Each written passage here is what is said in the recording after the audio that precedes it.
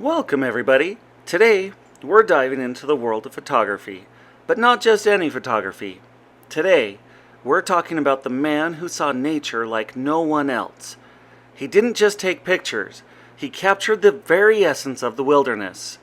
Ladies and gentlemen, meet the legendary Ansel Adams. If you don't know him yet, I guarantee you'll leave this lesson inspired and maybe even a little more motivated to take some breathtaking pictures yourself.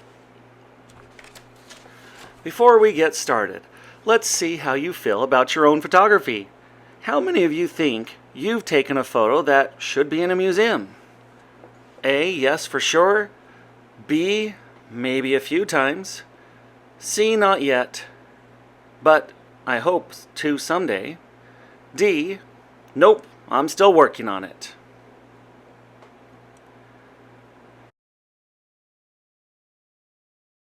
So let's rewind back to 1902. Picture this. A little baby named Ansel is born in San Francisco. Fun fact, he was not born into a family of artists or photographers. In fact, Adams wasn't interested in photography as a kid. He was more of a nature geek. He loved the outdoors, plants, and animals. Here's a twist. At age 12, Ansel taught himself to play the piano, and he was really good at it. Piano was his first passion, not photography. Question number 2. What was Ansel Adams' first passion? Was it A, painting, B, photography, C, piano, or D, hiking? If you said photography, you were wrong. His first passion was piano.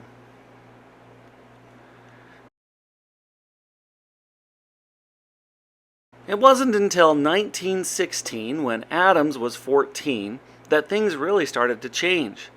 His family took him on a trip to Yosemite National Park. The towering cliffs, roaring waterfalls, and massive trees were like a dream for young Ansel. Inspired, his dad bought him a Kodak Brownie camera, which was basically the iPhone of the early 1900s. That's when Adams snapped his first photo. The rest, as they say, is history. Where did Ansel Adams first become inspired to take photographs? Was it A, Yellowstone, B, Grand Canyon, C, Yosemite, or D, Mount Rushmore? Can't sneak this one past you. It was C, Yosemite.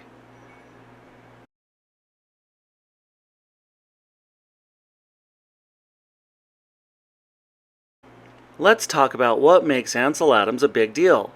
He wasn't just taking pictures of pretty places, he was on a mission to protect nature.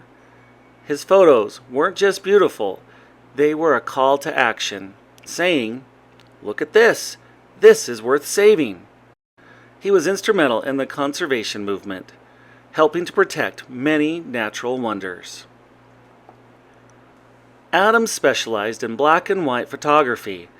He developed the zone system, which allowed him to precisely control the contrast and exposure of his images. Think of it as Photoshop, but way before Photoshop existed. Question number 4. What kind of photography is Ansel Adams best known for?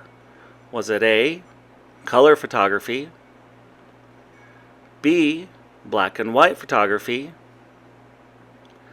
C, portrait photography, or D, wildlife photography?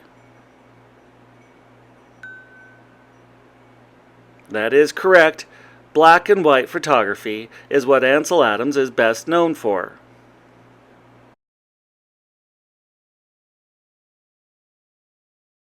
One thing to know about Ansel Adams, he was patient. He didn't just snap a quick picture and move on. He would wait hours, sometimes days, for the perfect light or cloud formation. Imagine standing in a field, waiting for the sun to hit just the right spot on the mountain. That's the dedication Adams had. Question number 5. What quality was key to Adams' photography success? Was it A, speed, B, luck, C, patience, or D, technology? If you said D, technology, you better go back and rewatch this lesson. It was actually C, patience.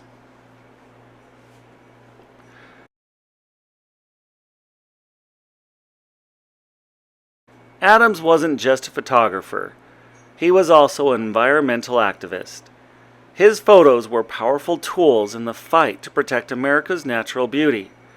He worked with the Sierra Club and even testified before Congress.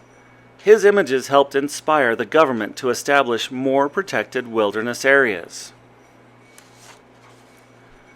Question number 6. Which organization did Adams work closely with to promote environmental conservation?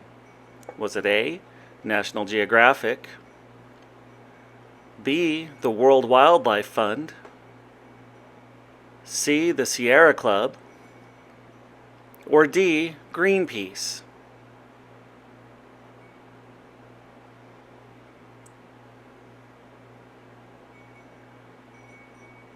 That's correct. The correct choice is C for Sierra Club.